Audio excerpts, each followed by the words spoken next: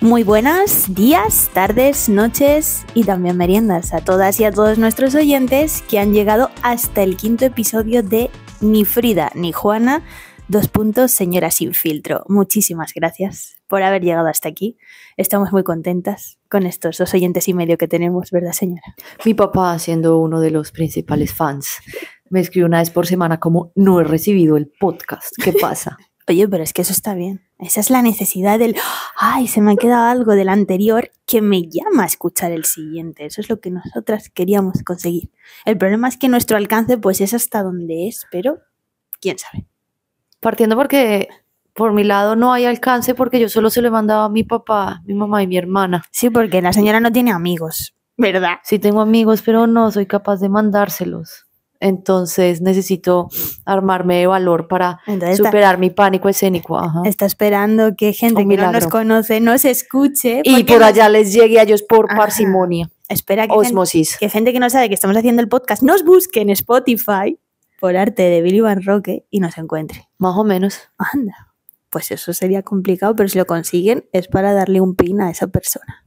Vamos a ver qué pasa, pero por ahora yo creo que este fin de semana me armé de valor y se lo mandé a 3 amigas distintas, una en Londres, una en Bogotá y una en Medellín. No, porque es mi amiga de Chile. A una en Bogotá y a una en Medellín. Bueno. Pero como muy puntual a esas 3, después tengo que seguir ampliando. Voy ampliando a pocos. También puedes decirle a esas personas que lo manden por ti, en plan de, mándaselo a gente tuya, sin que tú sepas a quién. Como lo que tienes es pánico escénico, pues si tú no lo sabes, quién te está escuchando. De hecho, el primero ya te dije que en YouTube tenía 56 reproducciones, o sea que mucha gente nos está escuchando sin que tú sepas quiénes son. Sí, y en Spotify como 16. Bueno, y va aumentando. Ahí va. Van aumentando. Yo prefiero el Spotify porque si uno está oyendo el YouTube ahí en el celular, le toca dejarlo prendido, ¿no? Sí, es más incómodo. Es más incómodo, mientras que el Spotify lo puedes apagar. Pero bueno, hoy os traemos un tema ardiente, candente, como todos nuestros temas. Hoy como venimos, del picante. Sí, hoy venimos a hablar de, bueno, cosas que anteriormente en la historia se han visto normalizadas y eran como derechos por los que no había que pelear, que ya estaban ahí, pero que luego hemos perdido y hemos tenido que volver a luchar para tener hoy en día. Entonces vamos con esta intro, porque a veces pensamos que la historia avanza siempre hacia adelante, que cada generación suma conquistas, derechos, libertades, pero si miramos con atención descubrimos que la humanidad también retrocede. Hay épocas en las que las sociedades antiguas disfrutaban de prácticas y libertades que siglos después serían perseguidas, prohibidas o incluso castigadas con la muerte. Libertades que existieron hace miles de años fueron suprimidas por siglos y derechos que consideramos modernos no son innovaciones, sino recuperaciones. Hoy, en este episodio, viajaremos por algunos de esos momentos contradictorios en los que el tiempo parece haber dado un paso atrás. Así que hoy os presentamos Prohibido en el futuro, derechos que existieron y que hemos tenido que reconquistar. ¿Derechos? Derechos. Ay, yo siempre me equivoco, pero bueno, no. Es la mejor manera de empezar un podcast. Para que vean una de las dos, haciendo que siempre estamos. Bueno, no, tú siempre estás súper preparada y yo ni siquiera entiendo el tema. Pero es que también me mandas unas cosas súper complicadas como un nombre clave. Fue como mundos opuestos. Y yo, ¿qué querrá decir con esto? Pero te puse ejemplos de esos sí, mundos bueno, opuestos. Pero me pusiste 2 ejemplos, entonces, y eso... que yo que soy una loca de la historia, estos temas son de mis favoritos, pero entonces yo cogí el de mujeres en la historia, homosexualidad y cultura, no más. Tú tienes más, tú tienes como medicina. Yo tengo, así. Sí, pues cosas como el divorcio, que parece algo muy actual, pues que sepáis que no lo es. El tema de la homosexualidad también lo he tratado, el aborto, los derechos reproductivos en general y la sexualidad, la igualdad de sexos, en fin, pues eso. Temas contundentes son los que traemos hoy, pero bueno, del enfoque que tú le has dado a los tuyos por lo que me has contado también encaja. Al final siempre estamos hablando de cosas históricas, siempre estamos dando datos de la historia, como conectando el pasado con el presente de diversas maneras, así que... Y me encanta tu intro, porque sí está guay, tú siempre te la curras un montón, pero es que yo que soy una loca de la historia, yo hace mucho tiempo he llegado a la conclusión, y en ciertos podcasts que veo de historia también, yo no sé de dónde la gente saca que la historia es lineal. que la historia siempre va evolucionando hacia mejor y nada que ver, la historia es súper cíclica. Y también hay mucho cambio, no solo temporal, sino latitudinal y longitudinal. O sea, hay unas cosas que se llaman como paralelismos históricos, como hoy por hoy puede estar pasando algo en Europa y algo completamente diferente en China, ¿sí? Así esté en el mismo año, entonces la historia es como muy 3D y eso es muy bacano de verlo, como muy chévere. En vez de decir como, ay, los romanos esto, los yo no sé qué, esto está, como verlo así. Sí, pero fíjate, a mí lo que me parece curioso de todos estos temas que yo estaba buscando, repito, el divorcio, el aborto, la igualdad, etcétera, me causa curiosidad el que casi todo el rato los ejemplos que me salían de sociedades avanzadas en el pasado son las mismas. O sea, que es que no es que digas, oye, en la antigua Grecia, pues el tema del divorcio estaba, bueno, que lo podían ejercer con normalidad, pero como puntualmente en Grecia lo del divorcio. No, es que Grecia y Roma son, por ejemplo, dos de los ejemplos en los que prácticamente todos estos temas que yo he buscado eran algo normalizado y que luego se ha perdido. Entonces me parece que en general eran sociedades súper avanzadas en este sentido y me llama la atención porque no era solo en un aspecto, sino pues en muchísimos aspectos sociales que luego, madre mía, lo que ha costado volver ahí. Y de hecho, ni siquiera en todos los países a día de hoy está conseguido muchos de estos derechos y en los que sí, pues ha sido más recientemente. En España muchos de estos derechos se han conseguido hace 4 días como aquel que dice, ¿sabes? O sea que... Claro, porque los países cristianos y católicos sí que siempre van a la vanguardia de ser los últimos en las modas. O sea, en verdad son todo lo que tenga que ver con catolicismo y cristianismo va muy atrás en como lo que se consideran derechos modernos, que como tú dices, no podemos hablar de derechos modernos ni porque nada de lo que, digamos, tú dices están peleando hoy por hoy en nuestras sociedades es inventado y es actual, ya existía, se ha perdido, en muchos ni se ha perdido, en muchos ha mutado, pero digamos que, obvio, la pelea más directa es como con tu pasado inmediato. Entonces, en este caso, por ejemplo, yo sé que España, por ejemplo, en España el divorcio fue después que en Colombia. Sí, claro. En España el divorcio es súper reciente, sí. Cuando a mí me dijeron la fecha, yo, ay, claro. Eso es muy pa' aquí. Claro, ¿sí? Es que por eso te digo que esas hace nada. O sea, de hecho, hoy en día, cuando hablamos de todos los tipos de familia que hay en los colegios, ¿no? Antes la típica, la tradicional, que se conocía mamá, papá, niños. Y ahora, ¿no? Ahora hay una mamá sola, papá solo, mamá y mamá, papá y papá.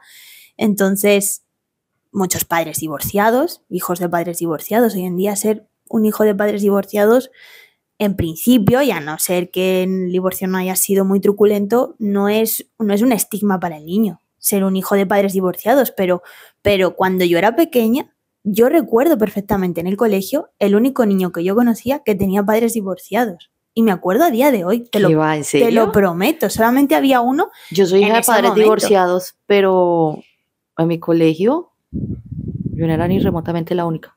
Claro, porque si estamos hablando que en España es en 1981 cuando se legaliza el divorcio. Qué tarde.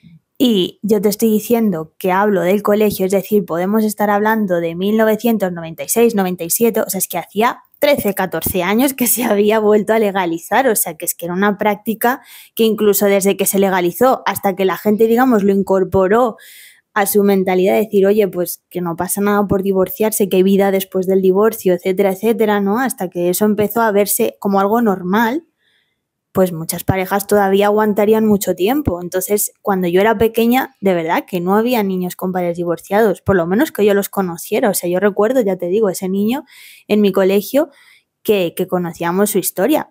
Que yo sepa, nunca tuvo problemas por ello. O sea, ya sería lo más triste de todo, ¿no? Encima, pero como que antiguamente, ya te estoy hablando hace 30 años, era algo que o no decías, o si decías era como... ¿sabes? La gente aguantaba más porque, claro, es que el niño crezca con padre y madre es muy importante y tal y cual. Y fíjate, hoy en día no, o sea, te quiero decir, han pasado 30 años y en 30 años han pasado más años, me refiero a desde cuando yo era pequeña, se ha normalizado mucho, pero que hace nada era algo así como un estigma, ¿no? Como, ostras, decir que eres hijo de padres divorciados no era algo que a lo mejor te encontraras más casos a tu alrededor, y eso es lo que te hace sentirte diferente, como de no hay nadie en mi posición que pueda entender lo que siento teniendo que pasar una semana con mi madre, a la semana siguiente en casa de mi padre, ¿sabes? Esa dualidad, pues hoy en día se ve muy diferente, pero entonces no. Pero yo no sé cómo funciona así, pero es muy raro que un niño lo pongan a estar una semana en un lado y una semana en el otro. Depende de la custodia, sí que lo Sí, sabe. pero normalmente lo que pasa es que los niños quedan en una residencia permanente porque tú no les puedes desestablecer tanto su círculo y su vida. Entonces, en estabilidad principal es el colegio, por ejemplo. A veces se turnan la casa los padres. Tienen que ir al mismo colegio. Entonces, normalmente las custodias son más bien como semana y fines de semana, o sí, pero si los padres periodo viven escolar cerca, y vacaciones. Pero si los padres viven cerca y pueden manejar la custodia compartida. Sí, eso puede ser, pero eso es muy raro. Eso es muy raro, sobre todo porque siempre prima el bienestar del menor. Lo que hacen ahora, los tratan al menor es al que más quietico dejan. Sí, pero lo que hacen ahora, y yo lo he oído en muchas parejas, es que el niño siempre está en la misma casa y los que se turnan la casa son los padres. En lugar de que el niño vaya viajando. Como hoy por hoy las casas valen tanto, es muy difícil, pues impensable que te consigas una casa al lado, ¿sí? Entonces posiblemente al que le toca irse bien lejos y bien barato. Y pues eso tiene sentido, digamos, pensando en los precios actuales. Y no desestabilizar al menor tanto.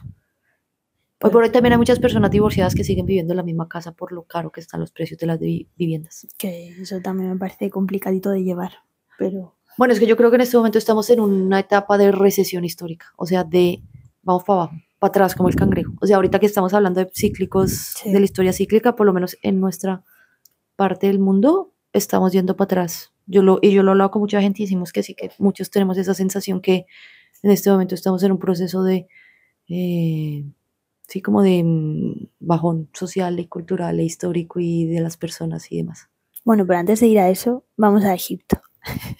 En Egipto, hace 3.500 años...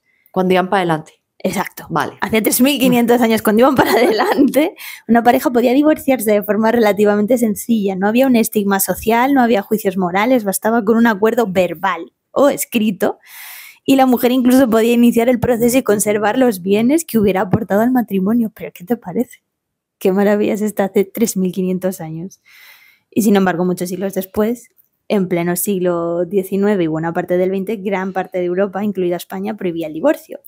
En España estuvo vetado, como hemos dicho, durante la dictadura y no se vuelve a recuperar legalmente hasta el 1981.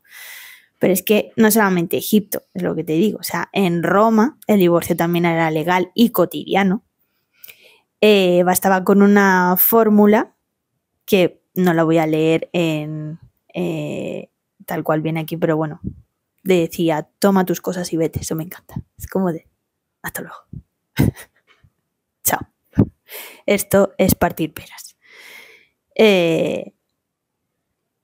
Pero luego, bueno, pues sí. Regresión en Europa, pues a raíz del tema de la cristiandad, el matrimonio pasa a ser un sacramento inquebrantable, etcétera, etcétera. Pues bueno, aunque en 1932, durante la Segunda República en España, sí que se permitía el divorcio, pues luego llega la dictadura y otra vez para atrás. Pero bueno. Pero me tiró a 3.500 años para atrás y me volvió a traer para acá. Sí, era como para ver un poco esa...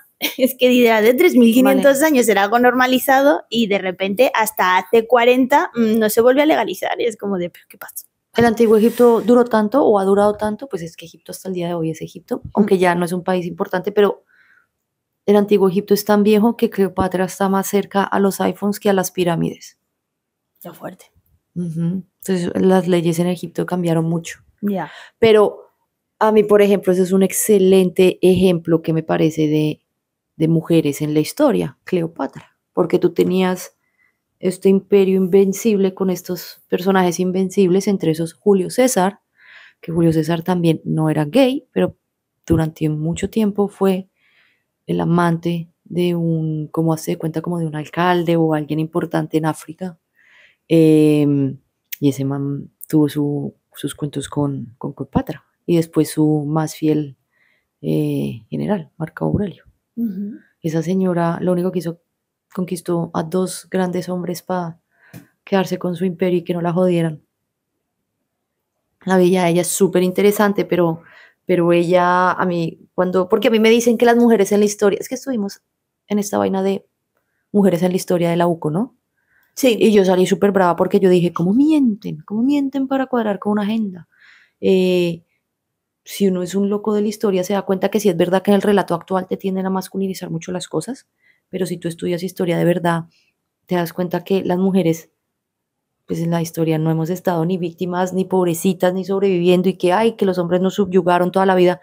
No, hay de todo exactamente como hay hoy en día, ¿sí? Y hoy en algunas culturas de pronto han habido más o menos derechos, pero un siglo en el que nos fue particularmente mal a las mujeres es el siglo XIX, y ese es el relato más moderno, y en Europa, porque en verdad, si tú miras ejemplos de mujeres y derechos y de divorcios y de abortos y de todo, encuentras no solo desde Egipto, que es tan viejo, sino desde las primeras civilizaciones, siendo creo que la más antigua, la Sumeria, y en la Sumeria las mujeres teníamos de todos los derechos que tú quieras.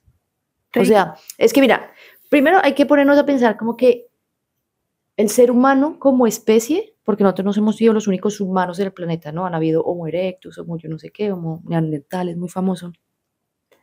El Homo sapiens tiene casi 300.000 años. Entre 275.000 y 300.000 le calculan. Solo hasta hace muy poco nosotros nos asentamos y construimos ciudades y sociedades. Antes de eso, eso es el 98%, 99% de la historia de la humanidad, hemos sido cazadores y recolectores. Y de lo que se sabe en las sociedades cazadoras y recolectoras, o sea, en el 99% de la historia de la humanidad, sabemos que esos roles de género no estaban tan marcados como lo tenemos marcado actualmente, ¿sí? Se sabe que al principio se creía que las mujeres, digamos, que colectaban más y los hombres cazaban, pero se sabe que eso en verdad ambos participaban en ambas cosas. Y se calcula que las mujeres aproximadamente traían, dependiendo de ciertas sociedades, unas o más que otras, pero el 65-85% del alimento podían llegar a traer. ¿Sí? Entonces, en el 90... Pero tú lo has estudiado eso, porque yo no lo he estudiado. Depende de las culturas. Y si tú coges, por ejemplo, culturas que hoy en día siguen quedando, que pueden emular cómo se vivía antes, se encuentra eso. Hay cambios, hay culturas en las que de pronto las mujeres no traen tanto, o las mujeres están más dedicadas a la colecta, pero la mayoría de los estudios antropológicos demuestran que no, que es que esos roles no estaban tan definidos. Y entonces el principal como aprendizaje que uno tiene que tener como del 99% de la historia de la humanidad es que eso, que el hombre es el fuerte y el yo no sé qué, y la mujer la que se limita a la casa, eso no es verdad. Y si lo piensas, pues es que en una manada, uno ahí tratando de sobrevivir para todo lado, pues es mejor que todo el mundo ayude en todo lo que pueda. Entonces, solo hasta que nosotros nos empezamos a sentar, es que empezamos a desarrollar un poco de culturas más avanzadas y empezamos de pronto a cambiar alguito los roles de los géneros, pero eso está muy relacionado a la reproducción y los derechos de reproducción. Nunca ha sido en contra de la mujer como tal, es en contra del derecho de reproducción. Para eso atacan a la mujer. Es que el hombre no sabe cuándo es el papá. La mujer sí. ¿Vale? Es por eso. Pero entonces, las primeras culturas, que son los sumerios, ellos, la mujer tenía todo el derecho. Y un dato que a mí se me hace súper chévere, que yo no puedo creer que uno nunca le enseñen, pero esos son datos que, por ejemplo, a mí me parece que yo hubiera querido ir en ese sitio que hicimos, en ese coso que fuimos, es que de ese imperio sumerio hay una señora que uno puede googlear que se llama Genceduana o Enceduana, con H. ¿Quién es Genceduana? Genceduana es una... bueno, mira cómo se escribe esa vaina. Enheduana, Genceduana. H. Sí. Eduana, con dos N's, por si alguien quiere buscarlo. Era una sacerdotisa y princesa, hija de un emperador sumerio, de la primer civilización grande que conocemos. Esta señora es la primer persona en la historia que firma sus escritos. O sea, los primeros escritos históricos que los seres humanos tenemos hoy por hoy, los hizo una mujer. Y es súper chévere porque los escritos dicen como estos pensamientos corresponden a esta persona, O sea, la primera persona que reclama un derecho sobre algo escrito fue esta señora. Y el más viejo que se le conoce súper bonito es un poema a la luna que escribe ella. Fíjate, y luego muchísimos años después, los periodistas, las primeras mujeres periodistas tenían que ocultar su verdadero nombre y tener un anónimo, o sea, un alias detrás de o un nombre masculino o un nombre inventado, porque no podían publicar con nombre de mujer, o sea que sí, así de triste ha sido. Pero bueno, antes de que vayamos por otros temas que veo que ya vamos ahí enlazando, para cerrar el del divorcio, decir como dato, que seguramente mucha gente no lo sepa, en Filipinas a día de hoy sigue siendo ilegal el divorcio. También ponía en Ciudad de Vaticano, pero bueno, eso me parece más obvio. Pero según una noticia de Euronews, según la ley, incluso las mujeres que son acosadas por sus maridos en Filipinas no tienen forma de emanciparse. O sea, que quiero decir, en España recuperamos el divorcio hace 40 años, pero que en Filipinas todavía ni lo tienen. O sea que, bueno, pues para que quede constancia. Hace 3.500 años los egipcios lo tenían. Pero, a ver, en Filipinas, qué tristeza, ese país es muy católico. Lo que yo te digo es que es extremadamente católico, pero en Ciudad del Vaticano, o sea, que eso no son puros padres y monjas que se van a estar casando. Bueno, pero obvio, debe haber civiles, pero como que en el Vaticano yo me esperaría que fuera obvio que no se puedan divorciar. Diría, pero sí, por eso ponía sobre todo el ejemplo de Filipinas. Bueno, continuamos con otros temas, que tenemos muchos, pero no sé si querías seguir con lo de la mujer. No, yo voy, por ejemplo, todavía los sumerios tenían, le va a encantar a la gente, más de 2 géneros. Uh-huh. O sea, para los que dicen que los gays son un invento del demonio o moderno o que los transexuales no existen y todo, eso vuelve y juega cuando uno estudia toda la parte antropológica, histórica, siempre han estado. Y en muchísimas culturas. Entonces, o sea, más de 2 géneros, hombre, mujer, sí. Y un tercer género. En Mesopotamia había un tercer género, depende de donde tú te vayas a mirar, hay el número de géneros. Pero Mesopotamia permitía, o pues tenía válido en su cultura un tercer género. Bueno, de eso también hablamos el otro día, ¿no? ¿Nos sacamos ese ejemplo en México, era? Sí, las mushis, pero es que yo tengo muchas partes, porque yo me acuerdo que cuando yo vi ese documental que me tocó ir a buscarlo porque yo me acordaba que había una isla en un país asiático, pensaba que era Filipinas, pero es Indonesia, donde reconocen hasta 4.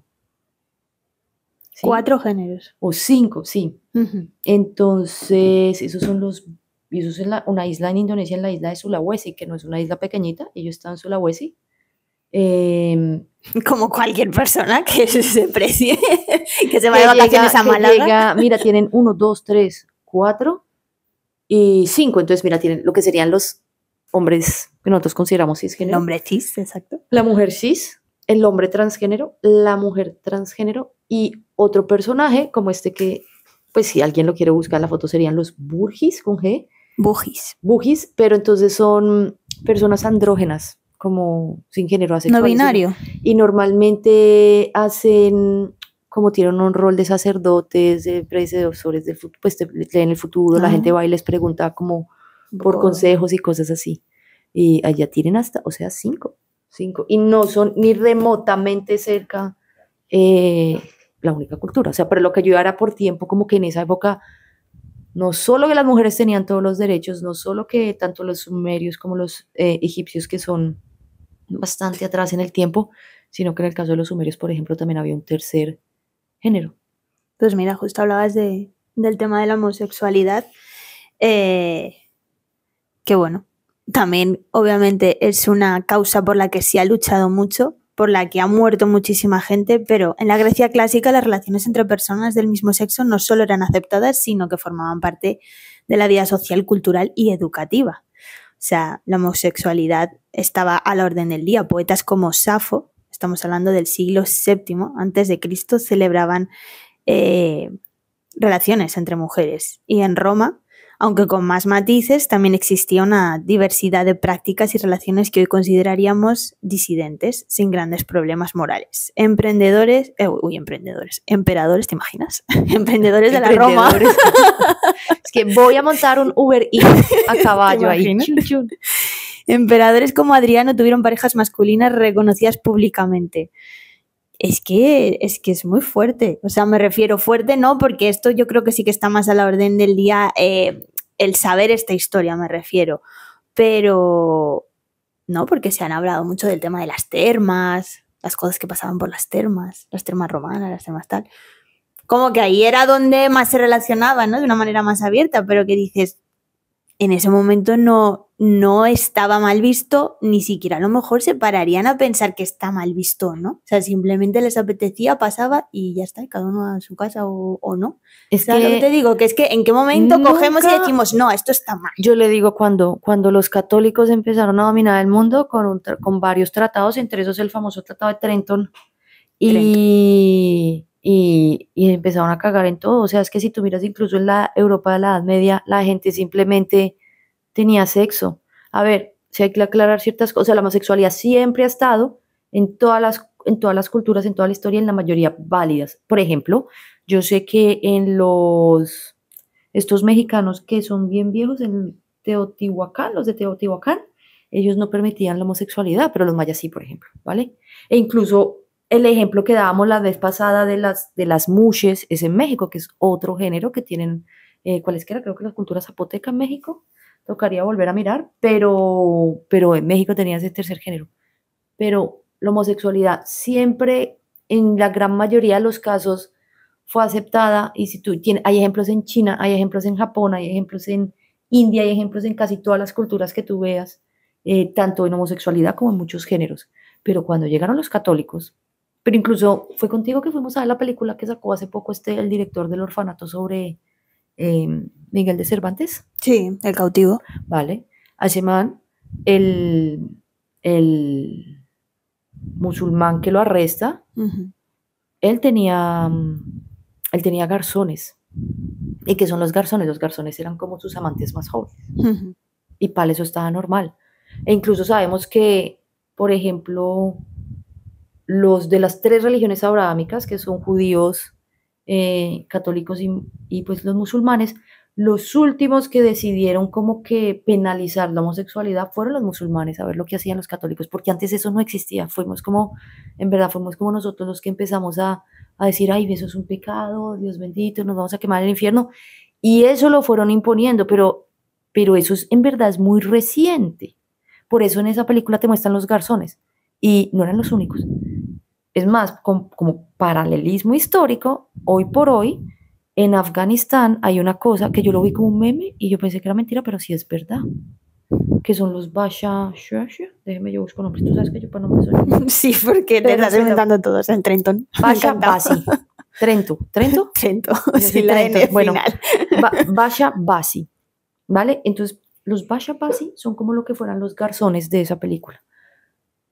Y sí, tienes que aceptar que la homosexualidad, como esas figuras. En Afganistán. En Afganistán de hoy por hoy. Ya. ¿Vale? Entonces tú en Afganistán tienes esta cultura extremadamente masculina. Y cerrada.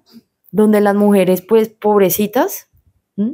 Entonces muchos hombres ya mayores tienen los Basha Basi, que traduce como hombres pubertos sin barba.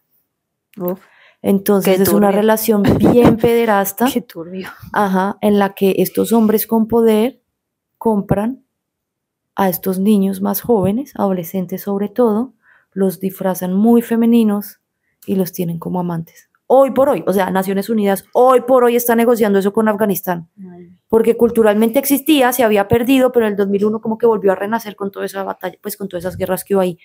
Pero eso antes pasaba mucho en el mundo y hay muchos ejemplos, le traigo muchos ejemplos de eso. Pero hoy por hoy existe. Sí, que en lo que hablábamos, fue el medievo, ¿no? Europeo el que, digamos, empezó a dar esos pasos hacia atrás, empiezan a considerarse estas prácticas homosexuales pecado, crimen o signo de brujería. Y entonces, bueno, pues empieza a perseguirse, a castigarse con pena de muerte. En el concilio de Elvira, por lo que yo he visto en el año 305, ya se empieza a condenar como actos contra natura.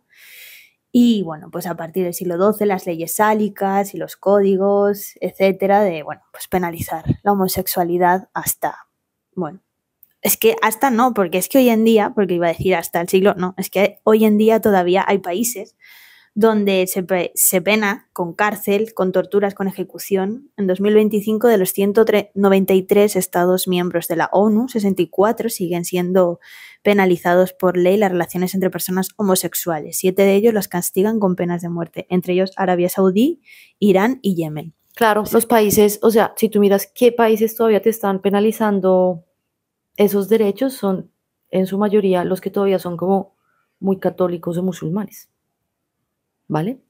Pero en otros no se ve, en otros, a pesar que son seres con derechos, todavía se ve socialmente mal.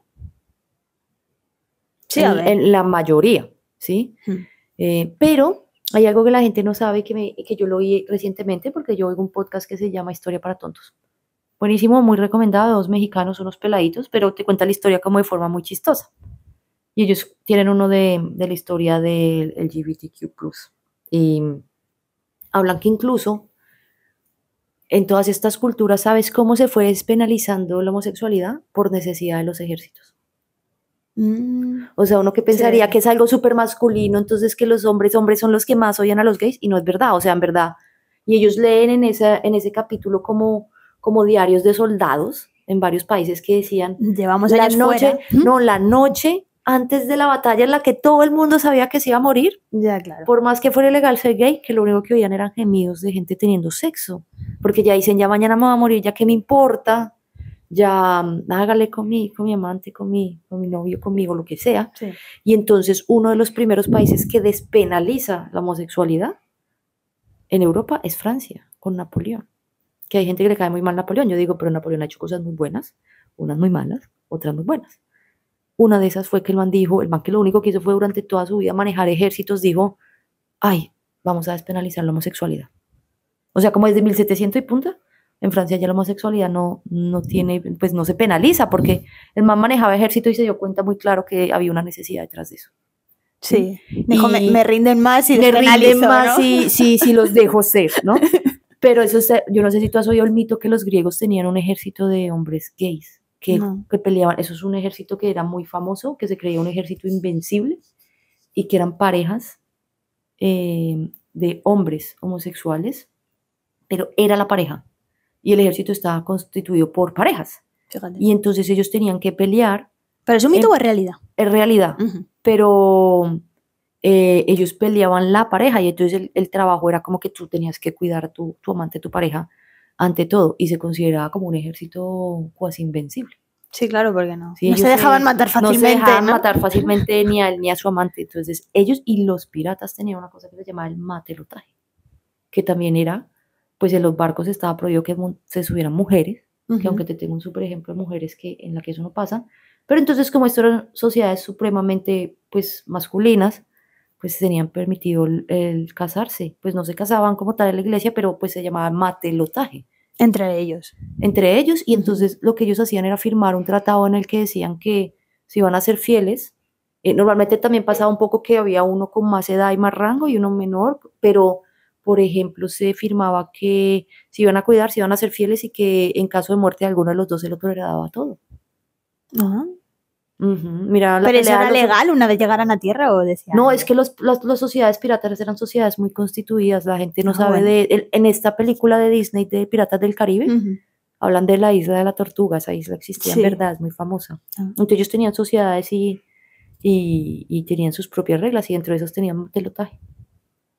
Hombre, a ver, también lo entiendo. O sea, si tú te vas meses, no sé cuánto tiempo estarían en alta mar, pero te vas meses y meses, al final, o sea, el porcentaje de parejas a día de hoy, parejas o en general, de gente que sea homosexual, creo que estaba en un 30 y pico %, me dijeron, porque eso no lo he visto yo, eso lo he oído. Pero bueno, vamos a tomar en caso de que sea así, que sea un 30 y pico %, es que eso no es nuevo. O sea, es como de, antes a lo mejor se ocultaba, pero estaba ahí durante la época que se tenía que ocultar, pero cuando previamente no tenía que ocultarse, o sea, en un barco donde todos son hombres, un porcentaje de que haya gays es que es muy probable, prácticamente asegurado. Entonces, si no existe ninguna ley que te lo prohíba, ni te van a estigmatizar por eso, pues es que me parece normal. O sea, me parece que nos sorprende porque, claro, hablamos de épocas pasadas y sabiendo de dónde venimos, pues dices, qué fuerte que en aquel momento ya se viera así o se permitiera, pues eso, incluso que se casaran, cuando en España es desde el 2005 que dices, pero ¿qué? Sí, pero también sabes que lo otro, que ni siquiera es necesidad que sean gays. Como que en esas culturas se podía tener sexo con una persona de tu mismo sexo sin necesidad que eso te convirtiera en una persona gay. Bueno, pero... ¿Sí? Lo mismo como Alejandro Magno y todas esas personas que decían es gay, y uno, bueno, seguramente sí tenía muchos amantes, pero también tenían esposas. Pero podían ser bisexuales, o sea, si tenías la opción de estar con mujeres y estabas con hombres, pues algo te tenía que atraer de ellos. También es muy cultural, también, por eso te digo que también había componentes culturales. Entonces son cerebros que se generan en culturas distintas, entonces ven las cosas muy distintas a nosotros. Podía ser solo placer, o sea, uno lo tiene que mirar de muchas formas. Lo que sí es verdad es que no estaba mal visto. Claro, que eras libre normal para poder hacerlo y poder experimentar y no tener que darle más vueltas a ello. Sí, la gente tenía sexo y ya. Y ya. Y ya no le ponían más mito y punto, sí. Pues no sé si quieres hablar más de este o seguimos por otro lado. Pues yo de eso tenía 2 cosas. Hay un ejemplo de mujeres en la historia que a mí me encantan hablando de piratas, porque los piratas son bien masculinos. Cuando uno piensa en piratas, pues piensa en hombres y barba negra y barba roja y todos los barbas. Pero la pirata más tesa de la historia fue una mujer. A pesar que estaba en una época en la que se prohibía que las mujeres se montaran a los barcos porque era mala suerte. Incluso en algunos casos lo castigaban con la muerte. Más tesa es como más guay. La mejor pirata que existió en la historia de la humanidad fue una mujer, ¿vale? Esa señora, a ver, china, porque obvio uno siempre piensa en los piratas de aquí, pero esta fue una pirata china, ¿vale? Y de la cual no vas a decir el nombre. Tiene muchos nombres, pero todos suenan como Shenxi, ¿vale? O Shenxi, Shenxi. Pero no, en verdad, Shenxi, te voy a explicar esta señora cómo era de tesa. Cuando pasó la guerra del opio entre China y el Reino Unido, China usó su flota. O sea, esta señora en su momento logró tener una locura como de, imagínate, 400 juncos que debían ser los barquitos piratas de la época de China, y hasta 60,000 piratas a su mando. Mira. O sea, esa señora tenía un eje, o sea, sí, de piratas que le respondían a ella. O sea, ella era la capitana de 60,000 señores en un mar. Ya era la Jack Sparrow. Le mandaron todos los imperios que tuvieran, sobre todo los portugueses que en esa época tenían como ese comercio. A todos se los... No pudieron con ella. Es más, al final ella negocia con China como la rendición. Dice como, ya me cansé. ¿En serio? Ajá. Y yo sé que todos ustedes están mamados de buscarme. Venga, negociemos y me dejan a mí ya quedarme en tierra tranquilita. Y lo logró. O sea, por eso es que China puede usar su flota en la guerra del opio, porque la vieja les entrega todo. Pero incluso después de entregarse se queda como con sus barcos personales, que fueron un montón. Fíjate. O sea, es que era un ejército en el agua y era una mujer. Y nadie sabe de eso. Todo el mundo habla de Barbarroja. Claro, es que... Que ese era un pirata hombre, pero del musulmán. Ese era de los piratas que secuestraron al amigo Miguel de Cervantes. Pero es que otro gran temazo sería la mujer silenciada en la historia. O sea, todos los ejemplos que estás trayendo y que prácticamente no lo conocerá nadie. O sea, ni lo hemos estudiado. Yo no estoy de acuerdo que eso sea silenciado. Porque siempre ha estado la información. No, porque la información estaba ahí. Sí, pero si la información no pasa de persona a persona, si no sale publicada, si no salen los libros de texto, al final la estás ocultando. O sea, pero te interesa que se sepa algo y otro no. Ahí está. Y si uno va y la busca, la encuentra. Lo que pasa es que la gente en general, a mí lo que me parece es que la gente primero no hace el ejercicio número 1, que es salir, buscar y encontrar. Sino que repite un concepto. No como que repiten, la mujer no, y uno, pero ve, buscado, porque yo, por ejemplo, yo llegué a esa conclusión. Niña, ya estás en el colegio y en tu libro solamente aparecen nombres de inventores, de científicos importantes, etcétera, etcétera, solo hombres. En ese momento tú no estás pensando en, espérate, seguro que ha habido alguna mujer, porque tú tienes 6, 7 años, 8, ¿sabes? Empiezas creando tu conocimiento alrededor de hombres importantes de la historia. Que luego ya ha llegado un momento y dices, oye, ¿qué pasa? Que no había mujeres, y te pones a buscar, haces esa tarea que tú dices. Vale, ojalá. ¿Y las encuentras todas? Sí, pero porque tienes que hacer esa tarea de buscar, porque no aparece ya en tu libro de historia. Pero te aseguro que en tu libro de historia, por ejemplo, aparece Marie Curie. Pues ¿vale? Yo te digo que en los que yo estudiaba, quizá más tirando al instituto. ¿Qué es lo que pasa? Que en el instituto tienen un módulo muy cuadradito, que vuelve y juega, que es un módulo, pues digamos en Europa. También pues te estoy diciendo cuando yo estudiaba. A día de hoy, ojalá en Europa será muy europeíto y entonces viene con una historia muy reciente. Por ejemplo, la historia de los científicos, pues es muy reciente. Y sí, estamos hablando de época victoriana para acá, que era muy machista. Entonces, pues es normal que haya muchos hombres. Pero ese ejercicio yo lo hice y eso fue una de las primeras razones, una de las primeras cosas que yo dije, de pronto el feminismo actual con todo el cariño del mundo que le tengo a muchos derechos y muchas cosas, me está metiendo un bulo. Y es que las mujeres hemos sido víctimas durante la historia porque no es verdad. Y los ejemplos los ves, lo que pasa es que no eres capaz de verlos. Por ejemplo, en la realeza, la historia está llena de mujeres. De reinas. Reinas muy tesas. Y cuando yo te digo muy tesas es que como que si tú miras eventos, porque reyes han habido de todos, pero eventos fuertes que hayan cambiado la historia, en general pasan cuando la mujer estaba al mando. Ejemplo, pues Cristóbal Colón llegó allá a América.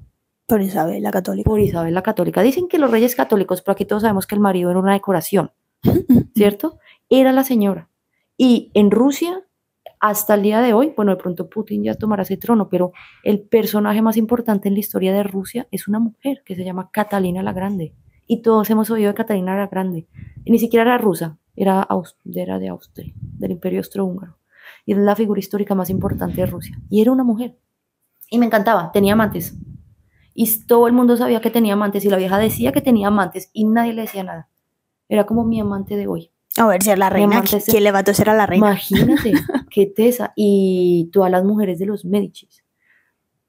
Las reinas Victorias de Inglaterra. Todos sabemos que las reinas Victorias hicieron las mejores, como las cosas más importantes en Inglaterra pasaron con las reinas Victorias. Y la última reina, la reina Isabel, pues también podemos decir que ha sido la más importante. Y están ahí y sabemos que existen. Lo que pasa es que nosotros mismos hacemos como eso de ignorar esa información y quedarnos con el otro relato que de pronto lo tenemos más interiorizado y es que pobrecita las mujeres no hemos estado ahí.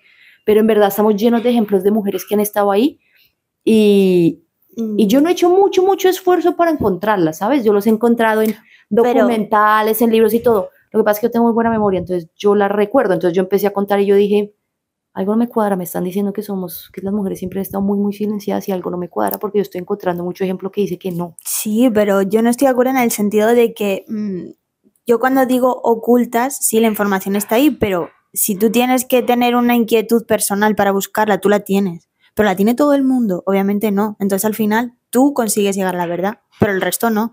Entonces debería ser una información mucho más accesible y debería, pues eso, venir en los libros de texto y normalizarse, igual que aprendes, pues lo que he dicho, inventores, científicos, personajes importantes, ¿no? Pues igual que sí, hay grandes personajes femeninos como en España, obviamente Isabel la Católica la hemos estudiado porque llega a ser muy grande, pero son ejemplos muy contados, entonces sí debería ser mucho más homogénea en ese sentido. Que es que yo en eso estoy de acuerdo, ¿sabes? En lo que yo estoy un poco en desacuerdo es que primero hay que hacer la tarea de entender el contexto y oír el contexto antes de hacer la crítica. Y ahí es lo que tú dices, nadie tiene esa curiosidad, pero todos tenemos la crítica. Entonces lo que yo siempre le digo a la gente es como, primero vaya y conozca el contexto, conozca la información, sepa la verdad y después mire si su crítica es válida. Porque lo que te digo, puede que no esté en todos los libros de texto, pero por ejemplo, de los sumerios, por ejemplo, yo te hablo que en los sumerios también está como, creo que el libro de las historias de Gilgamesh. ¿Tú sabes cuáles son las historias de Gilgamesh? A mí me suena, pero yo los sumerios, por ejemplo, tampoco los estudié. Los sumerios tienen el primer código legal de la historia, que es el, ¿cómo es que se llama esta vaina? Me voy a acordar. El código de Hammurabi, bueno, eso es todo un tratado legal que dice, por ejemplo, si usted es acusado de brujería, toca tirarlo al agua. Entonces, si sobrevive, es que es brujo, entonces toca matarlo. Si no, ¿sí me entiendes? Pero bueno, es el código Hammurabi, que es el primer contexto legal súper importante de una sociedad. Tú eso no lo sabes. No es que te estén quitando las leyes de ahí, es que no lo sabes. Pero entonces lo primero que uno debe hacer es entender el contexto antes de hacer la crítica. A lo que fuimos de estas mujeres que a mí me pareció pues muy malo, yo dije, voy a criticar a las personas que me lo hicieron primero, voy a conocer lo que hacen. Entonces me metí en su podcast. Buenísimo, se llama Divulgadoras de la Historia, lo recomiendo un montón. Y ellas hacen el mismo ejercicio que yo hice y han estudiado la historia a través de un contexto de género y ellas llegan a exactamente la misma conclusión. Y es como que este relato en que las mujeres fuimos borradas de la historia es muy reciente, que cuando tú en verdad estudias la historia te das cuenta que siempre hemos estado. Por ejemplo, los homosexuales siempre han estado, el sexo siempre ha estado. Lo que pasa es que digamos que estas sí tienen como ciertos como términos que a mí de pronto no me gustan tanto porque se me hacen un poquito más como incandescentes, como señor o su heteropatriarcado, porque tú sabes que yo soy como muy un poco crítica en este sentido y soy más como centrada en equidad de género. Pero ese es un podcast que yo recomiendo un montón porque ellas te van hablando de muchos aspectos en la historia y ejemplos y ejemplos y ejemplos y ejemplos. Por ejemplo, ahí lo de Roma del divorcio te hablan de eso, de cómo funcionaba, quién era el dueño del hijo cuando había un hijo y cómo funcionaban los partos en Roma. Entonces es súper interesante y ellas llegan a esa misma conclusión. Pero lo que yo creo es que hay que hacer el ejercicio de ir a buscar la información primero antes de hacer la crítica. Sí, pero que si tuvieras que ir a buscar toda la información, absolutamente toda, lo entendería, pero que debería ser más transparente en general, también te lo digo y lo mantengo.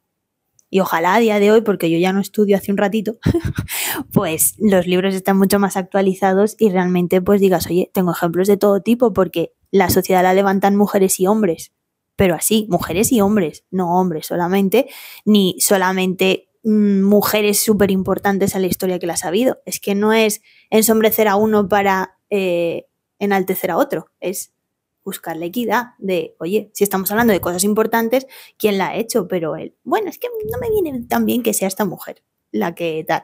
Y yo tengo, porque yo he estudiado un máster de divulgación científica y tenía una asignatura específicamente de mujeres de la historia y mujeres científicas muy importantes que han hecho descubrimientos.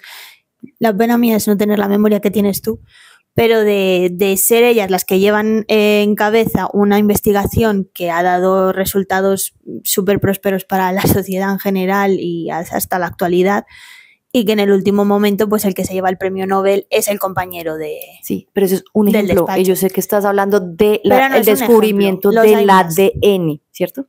¿Cómo se llamaba esa señora? ¿Franklin o Roosevelt? Tenía uno de esos dos apellidos. Pero bueno, ese es un ejemplo muy famoso. El señor está en desgracia y le tocó vender su premio Nobel por eBay. Pero hay más, hay más. Lo que pasa es que, bueno, pues esa es la que llega. Claro. O sea, eso es como una injusticia gritada a los cuatro vientos, que es la que tú llegas a conocer. Pero ¿y cuántas otras? Bueno, aparte de que las mujeres no podían trabajar donde trabajaban ellos, que las primeras mujeres que empiezan a trabajar en la ciencia es como en el cuarto de la escoba, básicamente. Sí, entonces, y eso es, pero pues, sí, llegar a lo más alto, coño, pasa? Como que ¿Sabes lo que pasa? Un poco difícil, ¿no? Mira, por ejemplo, yo de eso tengo muchos ejemplos. Está las famosas computadoras, eso se llamaba el Computer Room en Harvard, que eran unas mujeres que estaban lideradas por una señora que es increíble, cuyo nombre no me acuerdo, que era sorda, y esa señora es la persona que más estrellas ha catalogado posiblemente en la historia, y eran las mujeres encargadas de hacer los cálculos. Sí. En Harvard, cuando las mujeres no podían acceder a la universidad, y lo mismo cuando en esta película que te hablan de Hidden Figures, de estas tres señoras que no solo eran mujeres en la NASA, ocultas, pero que también eran negras,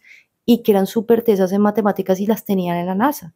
Te cuentan esas historias, sí es verdad, pero vuelve lo que te digo, esto es un lapso de tiempo chiquitico y una parte de la historia o de la cultura muy chiquitica que es algo que ha sido en general muy masculino, que por ejemplo es la ciencia y la ciencia reciente, muy reciente, porque tú me estás hablando de la del ADN, pues no sabemos, o sea, para eso ya tenemos que haber estado hablando del Nobel, ¿sí? Entonces, y estamos hablando que las mujeres en verdad si nos va mal en el mundo occidental es cuando nos pegan el machetazo en el siglo XIX. Entonces, todos esos ejemplos que tú me estás diciendo vienen del siglo XIX para acá. Sí, porque al final ¿sí? Es lo que estudiamos. Es lo que estudiaste, entonces, pero... Y yo me acuerdo que cuando fuimos a darle esa charla a los chicos de colegio, yo les di muchos ejemplos de mujeres científicas y no las conocían. Y las mismas profesoras no las conocían, o sea que yo les hablaba como ustedes ya oyeron de la persona que se ganó el Nobel recientemente porque fue la persona que nos salvó de la pandemia, que yo les decía que era una mujer que se llama Kathleen Karikó, de esa me acuerdo porque me parece impresionante. Esa se ganó el Nobel, esa es la persona detrás de la vacuna del ARN. Pero no solo los niños no lo conocían, las profesoras tampoco. Pero entonces, yo ahí digo, yo no sé, cuando yo estudiaba estadística, yo cogía y yo, pues, o cuando hicimos la charla, que yo dije, confía en mí, que yo sé lo que hago. Y fui y les tiré un montón de mujeres científicas para que supieran eso, como que miren que si eres porque eso es el Día de Mujeres en la Ciencia, ¿no? Sí. Y yo mire que todo lo podemos hacer y siempre lo hemos hecho y de pronto no somos Einstein, pero ahí estamos y siempre hemos estado y vamos a estar, ¿no? Y se les da ejemplos y habían ejemplos súper interesantes, la persona detrás del internet que es una mujer y así sucesivamente. Eso, pero por eso yo digo, si uno va y las busca, uno va y las encuentra y llega a la conclusión que tú dices, la sociedad la construyen hombres y mujeres y ya está, ¿sí? Y debió haber funcionado hace 3000 años como funcionamos tú y yo en la actualidad, con nuestros propios miedos y nuestras propias fortalezas y vulnerabilidades y tratando de simplemente hacer lo mejor en nuestra vida y construyendo una sociedad. Eso yo creo que eso es lo que ha pasado siempre en la historia. A veces vamos más adelante, a veces más para atrás, pero pero yo creo que eso es lo que en verdad la historia nos enseña, o las evidencias históricas muestran eso. Pues sí, señora, yo me iba a meter en otro tema, pero, hágale. Pero es que me parece que estás ya como cerrando. No, me gusta como cierre lo que estás diciendo, sí. esa reflexión. Gracias. Pero entonces hablamos un postdata. Entremos en tu tema. Pero es que entrar en el aborto es un melón gordo para abrir 10 minutos antes de acabar. Pero ese es chévere. No, bueno, pues otro de los ejemplos que hace muchos siglos en Grecia y Roma, qué raro, Egipto, incluso en Mesopotamia, el aborto se entendía como un procedimiento habitual dentro de la salud femenina y bueno, pues se practicaba de una manera, no te voy a decir habitual, pero si era necesario, pues se practicaba. Y bueno, pues luego pasa a ser un delito. Las mujeres tienen que irse a abortar fuera de España durante muchos años también, durante la época franquista. Estoy hablando otra vez así muy recientemente. Obviamente antes viene todo el periodo del medievo que hemos hablado en Europa, pero sí, hasta hace no tantos años las mujeres se tenían que ir a Londres. Eso se habla mucho en los 80 todavía. Había programas de radio, yo he escuchado algunos ejemplos precisamente esta semana de gente que decía me tengo que ir fuera a abortar porque en España no podían abortar, o sea, bueno, podían abortar de una manera ilegal y con el riesgo de perder su vida en el camino, entonces pues se iban a abortar los que tenían dinero, porque obviamente irte a Londres en depende de qué momento pues no era barato, entonces encima eso, ¿no? Por los que se supone que estaba prohibido el aborto, que era la gente pues más tradicional y católica y bueno, más de dinero, pues eran los que sus hijas podían irse a abortar fuera. En eso Colombia sí llegó mucho más tarde que España. Nosotros tenemos derecho al aborto hace unos muy pocos años, por ahí unos 5 años. Uh-huh. Sí, nosotros tenemos desde, y no desde hace mucho, yo te puedo decir que por ahí desde el 2010, puedo estar mintiendo, pero 10, 11 o 6, 7, bueno, por ahí, por esos 2000 algo, derecho de aborto en 3 ocasiones, que era como por abuso sexual que incluía incesto, malformación del feto, sí, pues que lo hacía inviable, o riesgo de vida a la madre, pero solo en esos casos. Y solo hasta recientemente en Colombia ya se abrió como a todo. Y lo que sí es que lo que sí pasó es que creo que es el país en Latinoamérica donde te puedes aportar a hacer el aborto más tarde, uh-huh, como más entrado al embarazo, porque lo que decidió la Corte es como que hasta que el cerebro no esté totalmente desarrollado tú puedes abortar porque no se puede considerar una vida humana. En España se despenaliza en el 85, pero el aborto libre hasta la semana 14, es decir, pues los 3 meses y algo, ¿no? Se aprueba a partir del 2010. Ah, no, entonces no nos sacaron tanto, yo pensé que nos sacaban mucho, pero creo que nosotros tenemos más semanas. Pero bueno, en esas divulgadoras de la historia hablan de abortos también, en Roma. ¿no? Si te iba a preguntar, digo, seguramente ahí también lo hablan, ¿no? Yo en Roma prefería tener el hijo y después regalarlo, yo qué sé, es que esas técnicas también. La manera de, ¿no? Sí, claro, esos son... y en esa época que la medicina estaba más avanzada, que claro, a veces caen las sociedades y caen las cosas, entonces pierdes mucho conocimiento. Creo que era mejor abortar en Roma que, por ejemplo, en la Edad Media o algo así. Yeah. Eso debía ser horrible, horrible, horrible. Y bueno, y para que miras lo que yo te digo, que la historia no va así y uno va dando, pues, reversazos, mira nomás lo que le acaba de pasar al aborto en Estados Unidos. Entró Trump, segundo periodo, y allá está creciendo mucho los grupos extremos católicos y cristianos y mormones y quitaron la despenalización, pues volvieron y penalizaron el aborto en yo no sé cuántos estados, pero están yendo a peor. Entonces, si por ejemplo yo estoy en Texas y quiero abortar en California y me desplazo allá, me arrestan al médico, por ejemplo, en California, que me practique a mí el aborto. Es impresionante como ese reversazo. Sí, sí, el volver para atrás, ¿no? Horrible. Ese me pareció horrible. Pues si no tienes así nada más que abrir ahora mismo. No, le tengo 2 recomendaciones. Hay otro dato así chévere. La primer novela como tal, o sea, ponte que El cantar del mío Cid, que son las aventuras de Rodrigo Díaz de Vivar, el Cid, ¿no? No, Díaz de Vivar. Díaz, ese que vive ahí en Zamora, donde yo me voy los veranos, tiene la casa. El vecino, ¿no? El vecino, yo le saludo. Tiene muchos años el muchacho ya. Bueno, pues esa es la primera novela que se conoce en España, como tal. Bueno, la primera novela que se conoce del mundo también lo hizo una mujer. muchos años antes que esa, o que el Cantar de Mío sí, o del Fausto, de todas las que tú conoces de Europa. Y es una señora que se llama Murasaki Shikibu, pero lo importante es que el libro existe y te lo puedes leer. En inglés se llama The Tales of Ganji.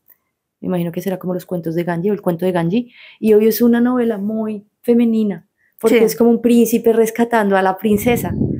Pero bueno, yo he tratado de leérmelo muchas veces, no lo he logrado. ¿Por qué no te ha enganchado? No me ha enganchado porque yo no soy tan romanticona. No es el diario de Bridget Jones. Entonces, lo dejo ahí por si alguien se lo quiere leer y me echa un resumen ejecutivo, que yo sé de qué va, pero que alguien se lo lea, porque aparte es bien largo y es pues un español o un inglés antiguo. Entonces, claro, ese lo dejo por si lo quiere leer, The Tales of Ganji. Y dos recomendaciones. Una recomendación porque hablando de los géneros, sí me encanta esta mierda de los géneros, porque normalmente son mujeres que quieren ser, son hombres que quieren ser mujeres, ¿no? Pero en Europa hay un ejemplo de mujeres que se volvían hombres. O sea, antiguamente, quiere decir que hasta el día de hoy todavía quedan algunas en las zonas. Este me costó, o lo estaba buscando hoy porque yo decía, yo sé qué pasa, pero pensé que era en Bulgaria, pero no, era en Albania, pero lo encontré.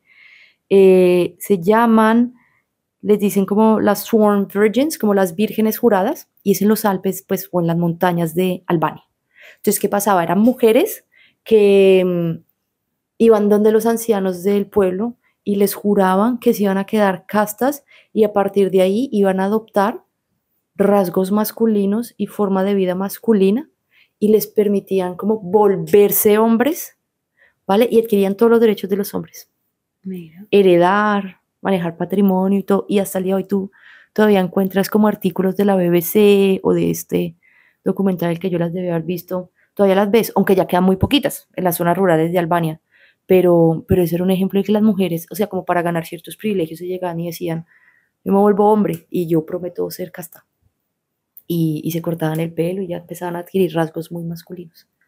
Ese me parece muy chistoso. Y de ahí unos que son mis favoritos, que son los fafanes, que le va a recomendar un documental en Netflix que se llama La historia de la novia que nunca existió. Se lo recomendamos a quien tenga Netflix, que no es mi caso. Ah, no puede ser, señora. No de momento no, pero no tiene nunca se sabe cuándo lo volveré a tener. Bueno, le voy a contar, era un estudiante de Notre Dame, estrella de fútbol americano. Usted sabe que en Estados Unidos pues el fútbol americano es una locura y así es como muchos se pagan sus carreras, van a las universidades. Notre Dame, es como que la gente que va a Notre Dame va como a la NFL. Y este era uno de esos, que era mormón, así un chico más bueno, venía de Hawái, ¿vale? Un hawaiano. Y conoce una novia por internet y tiene una relación con ella durante como 3 años y medio, 3 años. Pero él se lo merecía un poquito porque la novia no existía, era un chico, ¿vale? Era un señor y él no lo sabía. Que le hizo un catfish, pero por 3 años y medio lo tuvo ahí enredado, pero entonces eso iba de mal en peor porque la novia moría, pero la novia revivía, pero moría la mamá, o sea, al final como que al man prácticamente se le arruinó la carrera por lo ridículo de la historia. Pero es muy chistoso porque el chico en su momento, pues que todo el mundo le pregunta como, pero usted, ¿por qué le estaba haciendo esto a este pelado? ¿Qué le hizo este pelado como para que usted hiciera eso? Él le decía, no, pues yo estaba con problemas personales, todo. Bueno, ella al final se vuelve una fafane. ¿Qué fafane? Son los hombres en la cultura polinésica, Samoa, Hawái, todo eso, que se vuelven mujeres y son aceptados. Y en la UEFA hay selecciones de esos equipos que tienen fafines, o sea, juegan fútbol normal. Pero entonces esos fafines que son muy, muy, muy recomendados, entonces están muy metidos en la cultura y este documental es que es increíble como una persona tiene... A ver, ¿recuerda el nombre? Creo que se llama La historia de la novia que nunca existió. Es buenísimo, o sea, tú en verdad dices como... Es real, entonces. Es real, ¿no? Al señor se le dañaron la carrera de fútbol americano, o sea, pues él llega a la NFL y está un par de temporadas, pero al señor se volvió el ridículo nacional, es que...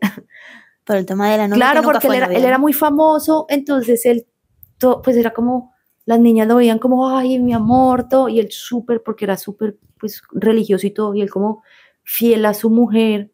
Tú sabes que los mormones de pronto no, sexualmente no tan pues vírgenes hasta el matrimonio, entonces son más juiciosos. Muchos hijos, sí. Entonces él estaba súper comprometido con esta novia con la que duró 3 años y medio, pero es que nunca la vio, solo vio un par de fotos. Ay.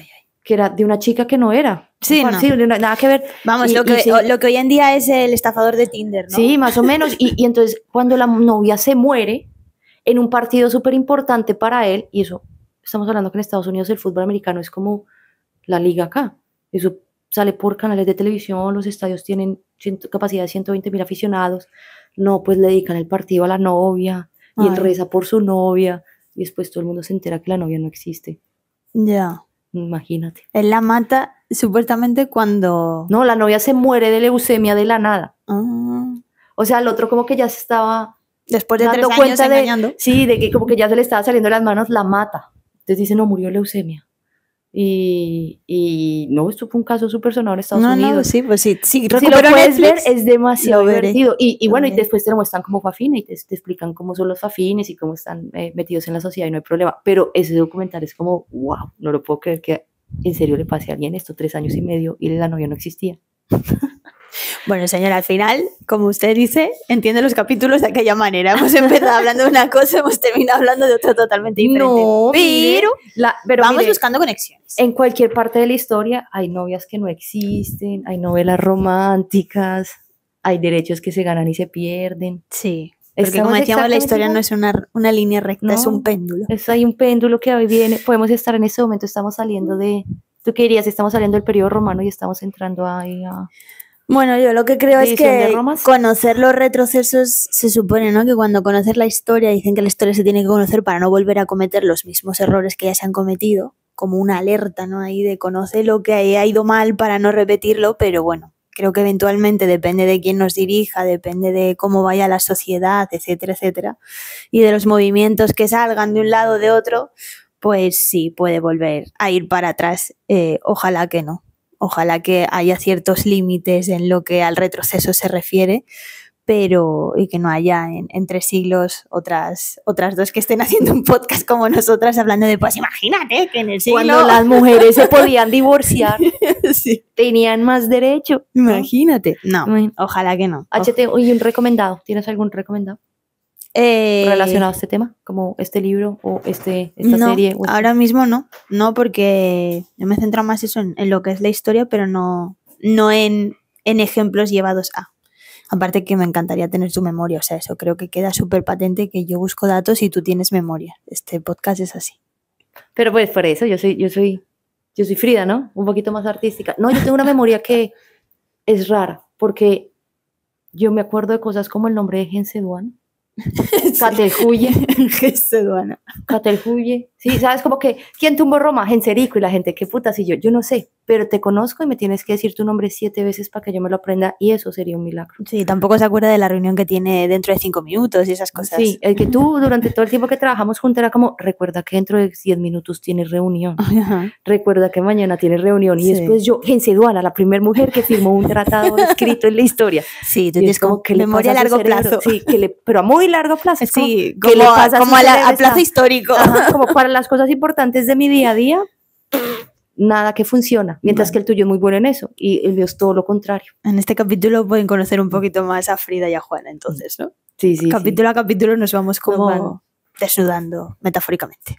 Pues nada, si os ha gustado, os esperamos en el capítulo número 6. Nos quedan solo 2 para cerrar esta primera temporada y valorar si seguimos con la siguiente, porque queremos alguna escucha más aparte de las 2:30 que tenemos. De mi papá y el tuyo. De su papá y del mío.